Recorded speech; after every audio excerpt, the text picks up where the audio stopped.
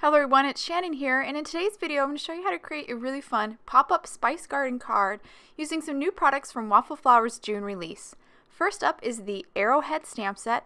This is a great stamp set. I really love it for layering and making backgrounds. I'm also going to be using the brand new Spice Garden stamp set and matching die, and I will use a sentiment from last released's Always stamp set. First, I'm going to stamp some of these images from the Spice Garden stamp set onto some watercolor paper. This Spice Garden set was illustrated by Helen Dardick. I love her designs, and this one is just really fun to color because it has a lot of open spaces. We're going to do some watercoloring on this, so I am using VersaFine Onyx Black ink. This is a waterproof ink once it dries, and I'm going to stamp it on the smooth side of some Canson cold press watercolor paper. I'm actually stamping a little bit off of the watercolor paper. That's because I'm not using the lower half of these herbs. I just finished stamping sage. Now I'm going to stamp basil, and then I'll finish up with my last herb, which is savory. And on the stamp set, the herb name is right next to the image, so it's really easy to know which herb is which. Now I'm finishing up with 3 pots, also from the Spice Garden stamp set. I'll stamp the final pot here, and then I'm going to grab the herb name, mount it on my acrylic block, and stamp it in the center of each pot. So savory, basil, and then finish up with sage. Now that I've finished stamping, I'm now ready to move on to watercoloring. I'm going to watercolor these images with Distress inks. I love to watercolor with Distress inks. They have a wonderful translucent quality and they blend beautifully. I'm going to start with Lucky Clover and Cracked Pistachio to color the sage. I also need some water. You're going to use small amounts of water and mix it with the Distress ink to get it more fluid and more liquidy so it runs over the surface better and blends well. I'll also use some small round brushes. You definitely want something small to get into the tight spaces of the stems. I'm just going to smush the distressed inks down onto a palette. This is just a piece of plastic. It's actually the plastic that my scoreboard came in. You could even use a plate. Definitely want something with some white underneath it or solid surface underneath so you can see the colors. And then I sprayed a little bit of water onto my palette as well. Now I'm going to grab a little bit of the water and mix it in with the inks. You saw just a small amount, only really what my paintbrush can hold. And now I'm going to start to paint the whole sage herb with this cracked pistachio. And I'm painting everything, the leaves and the stems, everything with this cracked pistachio. Once I finish with my first layer of cracked pistachio, I'm just going to paint this one last leaf here. I'll move on to the Lucky Clover. Just mixing a little bit of that Lucky Clover with a little bit of water. And now I'm painting over the stems and that center vein on the leaves with this Lucky Clover. And I'm also doing the base of the leaf as well. This just adds a little bit more contrast, a little bit more interest to these leaves. And to soften any of the areas where I feel like it's too harsh of a transition from the cracked pistachio to the Lucky Clover, I'll soften with some watered down, some more of that cracked pistachio, but watered down a little bit more, just to blend out the two colors. Now I'm moving on to the basil herb, and I'm going to use 2 colors as well, some more Lucky Clover and crushed olive.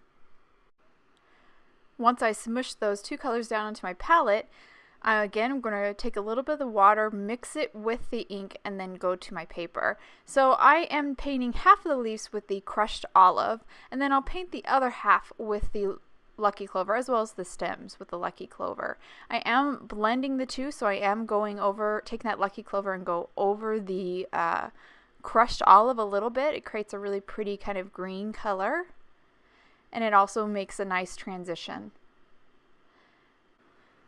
And I'm sure you noticed I'm not painting the whole image because, like I mentioned earlier, I am not using the lower portion of these herbs because that will be covered up by the little pots that I'm going to place them in. So I'm just about done here and I'm ready to work on my final herb. So I'm going to use 3 colors for this one. I'm using some more of that crushed olive, then I'm going to use some peeled paint, and then mowed lawn. I'm going to start with the peeled paint and then paint the whole leaves and stems and everything with that peeled paint color.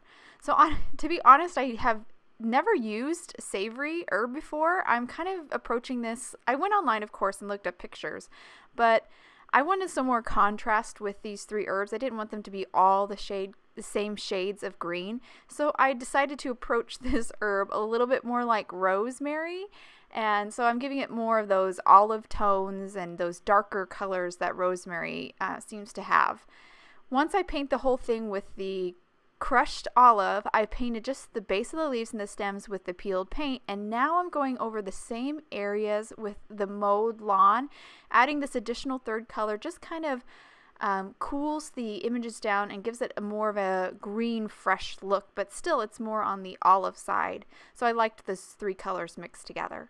Now that I've finished watercoloring the herbs, I'm ready to move on to my pots. I'm just going to use weathered wood for the pots here and just do some really simple coloring just to give it a little bit of a gradation so it has a little bit of roundness or volume. I'm painting the left side of the pots with the weathered wood, and then the rim, the inside and outside of the rim with the weathered wood as well. And once I paint that first kind of layer of paint, I'll go over with just clean, clear water and soften that line so it has a little bit more of a gradation. And again, it just has the appearance of roundness.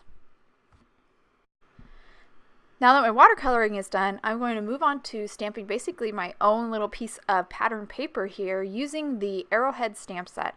I'm pulling off a stamp from that stamp set, and I'm going to make sure I get it mounted nice and straight on my acrylic block by using the grid on my work surface. So I'm lining up the top edge of this stamp with a nice straight line from my work surface and then picking up the stamp with my acrylic block. I'm going to use Distress Oxides to stamp my pattern paper. I'm going to start with Twisted Citron, so I'm just going to ink up this whole stamp with Twisted Citron, and then again I'm going to use the lines on my work surface to make sure that I'm stamping this right in the center. So that top line of the stamp is directly in the center of my A2 panel here of white cardstock. So this is a 4 1/4 by 5 1/2 panel of white cardstock. Now I'm going to flip the stamp around so I get a nice symmetrical image, and I'm stamping that again with some more Twisted Citron. I'm now going to move on to a different stamp from the Arrowhead stamp set. Again, I want to make sure I mount this onto my acrylic block nice and straight. So I use the grid on my work surface to make sure it's nice and straight. I'm moving on to a different Distress Oxide color. This one is Cracked Pistachio. I'm going to ink up that entire stamp, flipping it over, make sure I have good coverage. And then I'm going to line it up with my previously stamped image. And I'm just overlapping these 2 patterns a little bit here. I'm overlapping just a bit so I reduce my white spaces or white gaps. And then I flipped my cardstock around and stamped it again with some more Cracked Pistachio on the other side. Now I'm moving on to my 3rd and final Distress Oxide color, which is Peacock Feathers. Had a little blemish there, so I just lined up the stamp again and pressed a little bit more. I just missed that spot when I was pressing on my acrylic block. Flipped the cardstock around and then stamped the other half. And now I'm going back through my 3 ink colors. So I'm starting from the beginning with some more Twisted Citron, stamping both sides with the Twisted Citron, and then I'll go back to the Cracked Pistachio, and I'm stamping this whole entire panel. I need this whole sheet covered with pattern, and this sheet is, again, it's an A2 panel, so it's 4 1/4 by 5 1/2, finishing up with a tiny bit more of the Peacock Feathers, and that completes my pattern paper. I went ahead and cut that A2 panel in half, so I cut it at 2 1/8, so I have 2 pieces that are 2 1/8 and 5 1/2. And now I'm going to cut a line here in these pots. I went ahead and die cut the pots and herbs with the matching dies off camera, and now I'm just going to make a slight cut right at the top of the rim here with a craft knife. That's going to make it so I can slide the herb in behind and make it appear that the herb is growing out or coming out of the pot. I'll do this on all 3 pots, And now that I finished the pots, I'm ready to trim down my herbs. I'm just going to trim them down with a pair of scissors. I want to keep the white space that you see here. So I'm cutting and making sure that I don't cut right along the line of the leaf. I want to keep that white space so it's consistent with the die cut. And then I'll remove all the bottom leaves, but keep the stem so I can feed that stem through the little slit that I cut on the rim of each of the pots. And again, this leaf here, I just want to make sure that when I snip it or separate it from the lower leaves, that I keep that white border so it's consistent with the rest of the die cut. Now that I have all my herbs cut, I'm ready to start to feed them through the little cuts that I made in each one of the pots. So I just kind of open that little slit up a little bit and then feed the stem right on through. Pretty easy to do. I am going to trim this basil just a little bit because I don't like the way it sits here. There's a tiny little leaf that I'm going to just take my scissors here and cut a little bit into, remove a little section so I can slide this basil herb down a little bit more into the pot. And so they're all about the same height now. Now I'm going to take a little bit of some liquid adhesive here. This is Tombow Mono multi-liquid adhesive here, and I'm just using a little bit. It kind of squirted out on me here. I don't usually have this problem, so I'm just picked up the excess with my finger, and now I'm placing that excess right behind the stem. So I'm just gluing the stem to the pot here just a little bit, just to hold it in place. I will actually use some foam tape later, and that will definitely secure it. Now I have an A2 panel, now I have an A2 side folding card base here. So it's 5.5 by 8.5, scored at 4 1/4, and now I'm scoring at 2 1/8, so halfway point of my front of my card. And now I'm going to fold it over with my scoring tool. This is what creates the pop-up or easel fold of our card. Now I'm going to stamp my sentiment with a sentiment from the Always stamp set. It's a 2-part sentiment. That's why I chose to use this stamp set instead of the Spice Garden stamp set. I wanted a sentiment that had kind of 2 parts to it. I'm going to again use the VersaFine Onyx Black ink here just to be consistent and stamp it at the upper portion of the front of my card. Once I stamp my sentiment, I'm ready to adhere one of those strips of pattern paper that we made.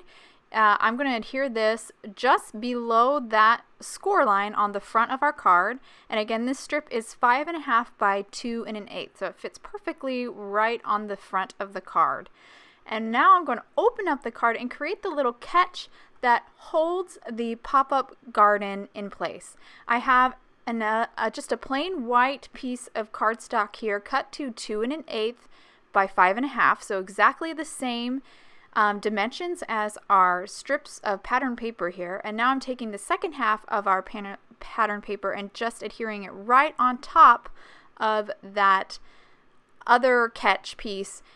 So I have just this, I'm just stacking up the cardstock here so it has a greater catch, a greater lip for the pop-up garden to catch on and hold on to. Now I'm going to stamp the second part of my sentiment. So this says, "Be there for you." And I'm going to again use the VersaFine Onyx Black and stamp it at the lower right corner on our little catch here on the inside of our card.